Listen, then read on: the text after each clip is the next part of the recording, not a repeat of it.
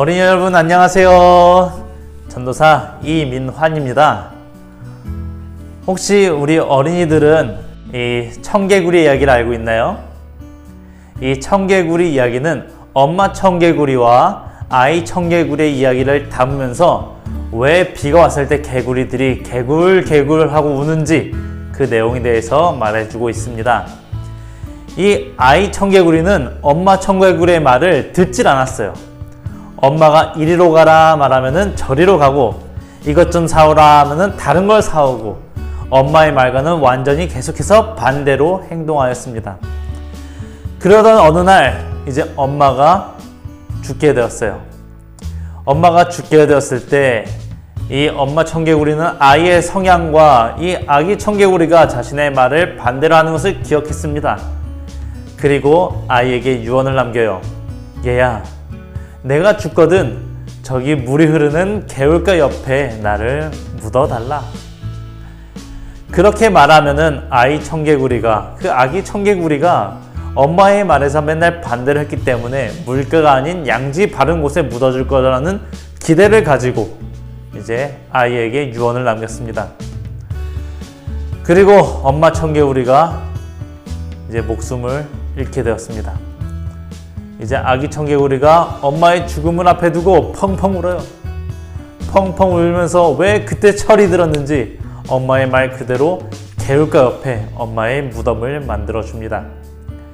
그리고 나서 이제 비가 올 때마다 그 개울에 물이 불면 엄마의 무덤이 혹여나 쓸려 나갈까 하는 걱정에 이 개구리가 개굴개굴 울게 되었다고 말하는 동화입니다. 이 동화의 교훈은 하나예요. 부모님의 말씀을 잘 듣자, 순종하자입니다. 부모님의 말씀을 잘 듣고 그리고 그 순종하는 대로 살아야지 부모님께 효도를 하는 것이다 라는 이러한 교훈을 우리에게 줍니다. 성경상에서도 우리 부모님의 말씀을 잘 듣고 그리고 그 말씀에 순종함으로써 주님께서 하나님의 가장 귀한 종으로 사용한 사람이 있습니다. 바로 엘리사예요. 열왕기상 19장 19절에 있는 말씀 제가 대표해서 읽어주겠습니다. 엘리야가 거기서 떠나 사밧의 아들 엘리사를 만나니 저가 12결의 소를 앞세우고 밭을 가는데 자기는 12째 결의와 함께 있더라. 엘리야가 그리로 건너가서 겉옷을 그의 위에 던졌더니 라고 성경은 말하고 있습니다. 엘리사의 등장이에요. 사밧의 아들이었습니다. 그리고 엘리야가 찾아왔을 때 그는 밭을 갈고 있었어요. 밭을 가는 그 모습을 성경은 12겨리지라는 소를 앞세우고 있었다라고 말하고 있습니다. 이 겨리질은 밭을 가는 거예요. 고대 근동, 그러니까 엘리사가 당시 밭을 갈 때 그 문화에 비추어 본다면 이 겨리질을 하기 위해서는 2마리의 소가 필요했다고 말합니다. 즉 12겨리질을 했다는 것은 12겨리 소는 소의 24마리라고도 생각할 수 있는 것이죠. 뭐 소가 12마리였는지 24마리였는지 정확하게 우리가 알 수는 없지만 그냥 당시 문화에 비춰봤을 때 24마리가 되는 소를 엘리사가 사용할 수 있겠다라고 생각할 수 있습니다. 엘리사의 집안이 부유했다는 거예요. 당시 농경사회였기 때문에 농사에 있어서 이 소는 굉장히 중요한 것이었고 이 소가 많다는 것은 그만큼 부유했다는 것입니다. 부자였어요. 가진 것이 많았습니다. 그 자리에 계속 머물고 있다면 호의호식하면서 좋은 거 먹고 좋은 데서 잠자고 어려움 없이 잘 살 수 있는 형편이었습니다. 그런 엘리사에게 이제 엘리야가 찾아왔어요. 그리고 엘리야가 자기와 함께 가자고 초청합니다. 그 초청에 따라 엘리사가 한 반응 한번 살펴보겠습니다. 열왕기상 19장 21절이에요. 엘리사가 절을 떠나 돌아가서 소 한 겨리를 취하여 잡고 소의 기구를 불살라 그 고기를 삶아 백성에게 주어 먹게 하고 일어나 가서 엘리야를 쫓으며 수종 들었더라. 엘리야가 엘리사를 초청했을 때 이 엘리사는 주님의 초청임을 확신했습니다. 그리고 자신들을 부유하게 하고 자신의 재산 이 소를 삶아서 자신들의 백성에게 나눠주고 그 즉시로 엘리야와 함께 떠나는 모습을 볼 수 있습니다. 그가 이렇게 믿음의 순종을 했을 때 자신들이 갖고 있던 것을 다 내려놓고 엘리야가 초청한 말씀에 즉각적으로 순종했을 때 엘리사의 삶은 변하기 시작합니다.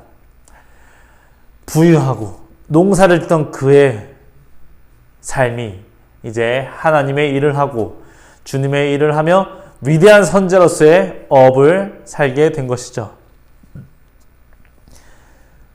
정말 어려운 선택이었을 거예요. 부유하고 가진 것이 많고 버리기 아까운 그런 형편이었을 것입니다. 하지만 그럼에도 불구하고 그는 즉각적인 순종의 모습을 보입니다. 바로 순종했어요. 어떻게 그가 그렇게 순종할 수 있었을까요? 엘렌 G. 화이트 여사는 영감의 글을 통해 그가 순종할 수 있었던 이유에 대해서 말하면서 그 가정 교육이 있었기 때문이라고 말합니다. 아버지인 사박과 어머니를 통해 신앙 교육 속에서 그들이 순종하는 연습을 했기 때문에 엘리사가 순종에 대해서 계속해서 배웠고 하나님의 말씀에 부모님의 말씀에 순종하는 연습을 계속하였기 때문에 하나님의 말씀이 주어졌을 때 그 즉시로 순종할 수 있었다라고 말합니다.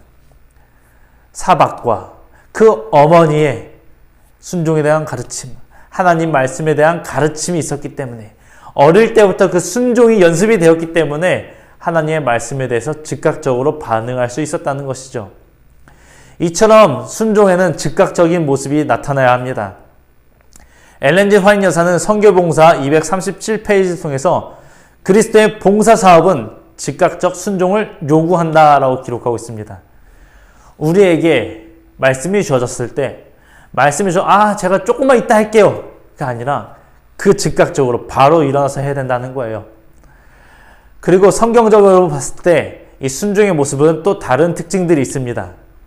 성경적인 순종의 모습 그 두 번째는 전적인 순종의 모습이에요.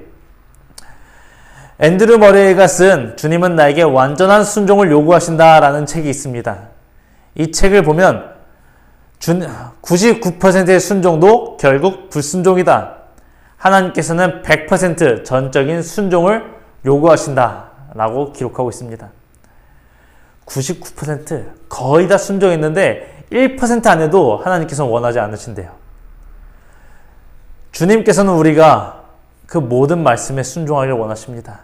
어떤 것은 안 하고 어떤 것은 하는 이런 취사 선택해서 순종하는 것이 아니라 주님께서 하신 모든 말씀에 대해서 순종하기를 아버지께는 원하세요. 금도 마찬가지예요. 금으로 액세서리를 만들고 어떤 제품들을 만들고 팔 때 금 함유량에 따라서 24K, 18K, 14K로 말합니다.